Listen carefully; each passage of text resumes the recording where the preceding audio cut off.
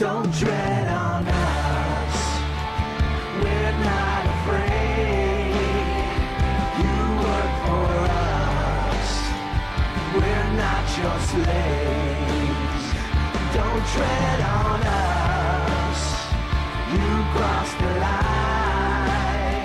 Soon you will pay for all your crimes.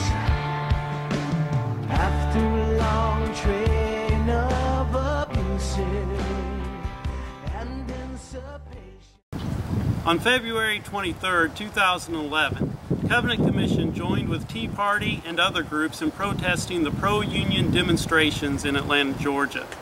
While we were there, we met some members of Restore the Constitution, a group in Georgia that is working to restore constitutional limits on government power placed by the founding generation in the Constitution and the Bill of Rights. Restore the Constitution was carrying sidearms in accordance with the Bill of Rights, the Georgia Constitution, and Georgia law.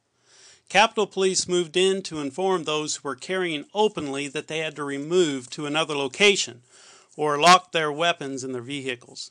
John Bigham attempted to educate the officers about the Georgia law that had removed many restrictions, specifically the public gathering prohibition, back in 2010 under HB 308. The conversation was to no avail, however, and the armed protesters complied with the police officer's order. However, on February 26th, Restore the Constitution returned to a similar demonstration against MoveOn.org's pro-union rally.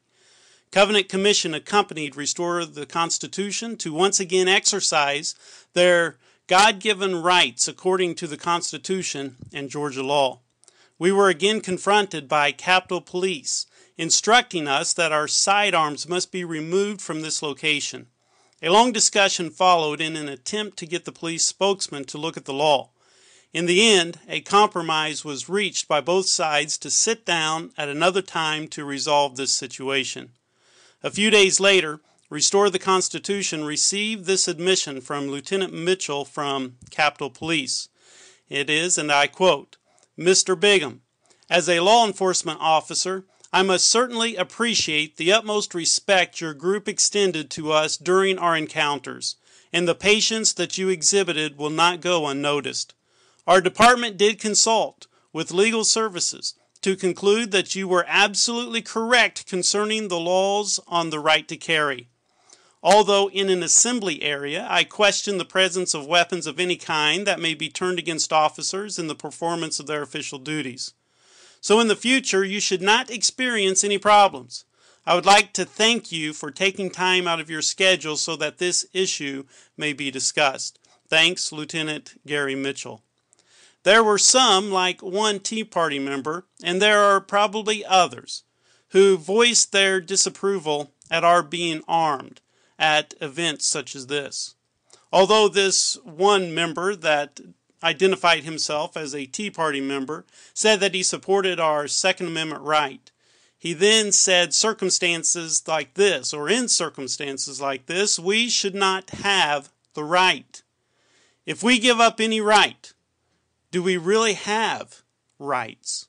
God-given rights cannot be rescinded or abolished. Samuel Adams, in The Rights of Colonists, which is a report of the Committee of Correspondence to the Boston Town Meeting of November 20th, 1772, wrote this: "The natural liberty of man is to be free from any superior power on earth, and not to be under the will or legislative authority of man, but only to have the law of nature for his rule."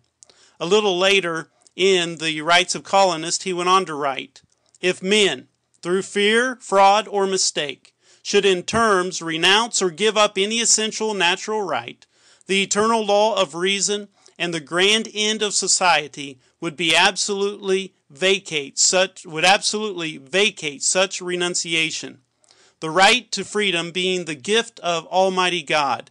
It is not in the power of man to alienate this gift and voluntarily become slaves."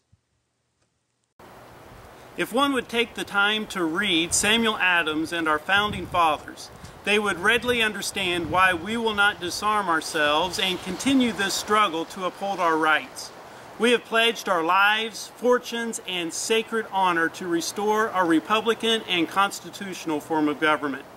Because men were willing to go on the front lines, act in such a way compatible with Christian charity, and yet firmly resolved in their God-given rights, and worked with key assembly legislators, this great victory was accomplished.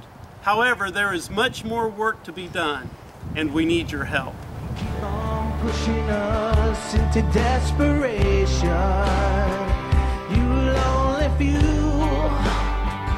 our determination. Yeah. It's been way too long since the last time, 1776.